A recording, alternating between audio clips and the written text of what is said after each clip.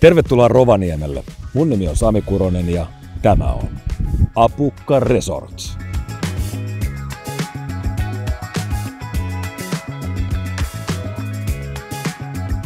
Kerro Teemu vähän tästä paikasta. Mitä kaikkea tää pitää sisällään?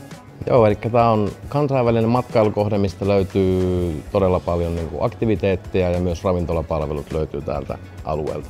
Ja eikö niin, Arto, että te vastaatte tämän kokonaisuuden ruokatuotteesta ja ravintolapalveluista?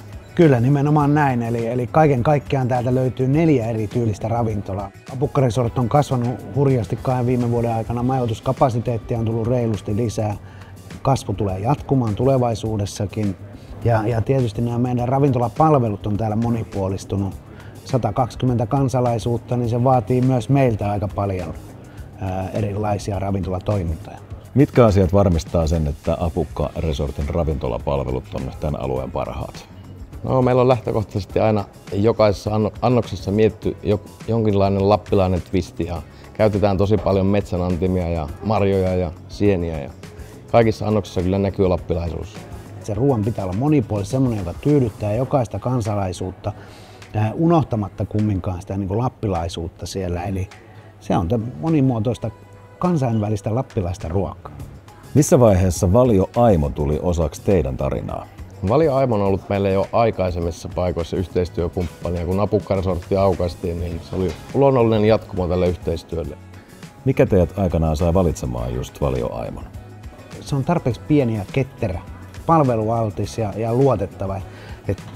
Tukku on kumminkin tosi iso osa tätä meidän toimintaa ja siihen tarvitaan tarpeeksi luotettava kumppani. Ja Aimo on aina ollut sitä.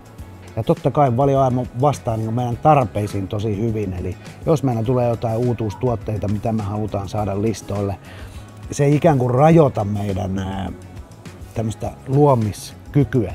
Me ei olla koskaan semmoisen asian vankina, että me ei voitaisi tehdä tämmöistä annosta, koska me ei saada tiettyä raaka-ainetta.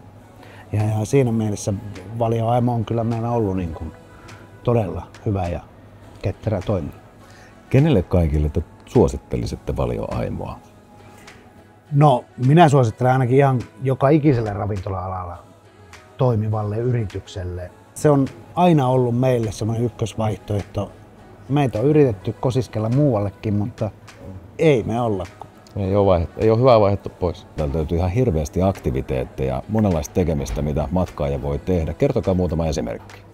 No oikeastaan kaiken, mitä Lapin matkailulta voi kuvitella, eli haskiajelut, poroajelut, moottorikelkkasafarit, erilaiset revontulisafarit, hevosajeluja, meiltä löytyy saunamaailma ja tietysti joulupukin voi myös tavata Apukka Resortin mailla. Tämä on yllättävän revontulialtis paikka myös, eli aika usein ne revontulet loimuaa tässä 2 järven välissä.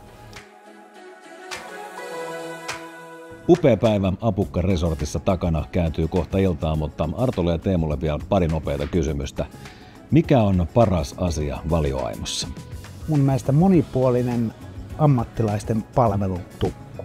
Mikä oli ensivaikutelmasi Valio Aimosta? Ammattimaisuus.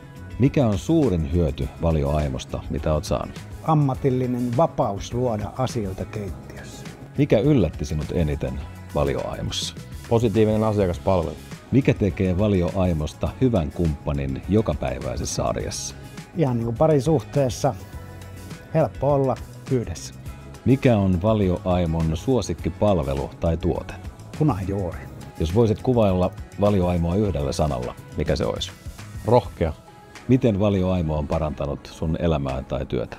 Keittiötyöskentelystä on mun mielestä tullut Valio Aimon myötä aika paljon rennompi ympäristö. Siellä ei tarvitse murehtia, että tuleeko tavara taloon vai ei.